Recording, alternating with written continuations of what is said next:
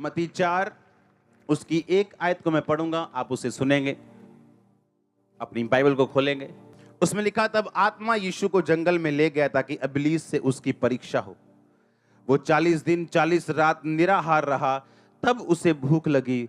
तब परखने वाले ने पास आकर उससे कहा, यदि तू परमेश्वर का पुत्र है तो कह दे ये पत्थर रोटियां बन जाएं। यीशु ने उत्तर दिया, लिखा है, मनुष्य केवल रोटी से नहीं परंतु हर एक वचन से जो परमेश्वर के मुख से निकलता है जीवित रहेगा। सब बोलो आमीन। आमीन। जंगल का मतलब होता है परीक्षाएं।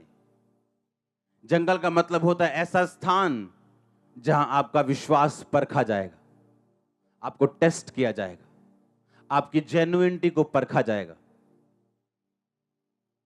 मैंने कहा जंगल एक ऐसा स्थान है जहां आपका टेस्ट लिया जाता है।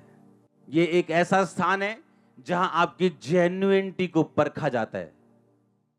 आप सच्चे क्रिश्चियन हो या नहीं सिर्फ इसी जंगल में ही पता लग सकता है। और बाइबल कहती जंगल में लेके जाने वाला यीशु मसीह को शैतान नहीं था बल्कि उसी परमेश्वर का आत्मा था जिससे वो जन्मा था। परमेश्वर की आत्मा ने, बाइबल में लिखा, मत्ती में पढ़ते हैं तो थोड़ा अलग लिखा, लूका में पढ़ते हैं, अलग अलग पुस्तकों में पढ़ते हैं तो उसमें लिखा फोर्सफुली, धक्के के साथ पवित्र आत्मा ने यीशु मसीह को जंगल की ओर भेजा। धक्का दिया उसको, फोर्स किया उसको कि तू जा जंगल में ताकि इब्लीस से तेरी परीक्षा हो। कई बार परमेश्वर आपकी अगुवाई करता है इन जंगल के स्थानों में, परीक्षाओं में, सताव में, दुखों में, आपको नीचा करने के लिए नहीं, आपको गर्म रखने के लिए, स्ट्रांग करने के लिए, नए लॉन्च पैड से एक नई ऊंचाई तक आपको लॉन्च करने के लिए, आपको स्ट्रांग करने के लिए। आप नाश नहीं होंगे, आप यीशु मसीह के लहू के साथ खरीदे गए हैं। बाइबल कहती है कि 40 दिन और 40 रात वो निराहार यानी कुछ नहीं खाया उसने।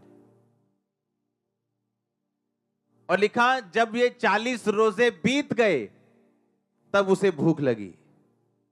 और परखने वाले ने कहा, ये पत्थरों को बोलिए क्या बन जाएं। 40 दिन के बाद ही क्यों, 30 दिन के बाद क्यों नहीं? उसे भूख 10 दिन के बाद क्यों नहीं लगी? 15 दिन के बाद क्यों नहीं लगी? 40 दिन के बाद ही क्यों? लेकिन जब रोजे बीत गए तो उसे भूख लगी और परखने वाला उसकी परख करने के लिए आया।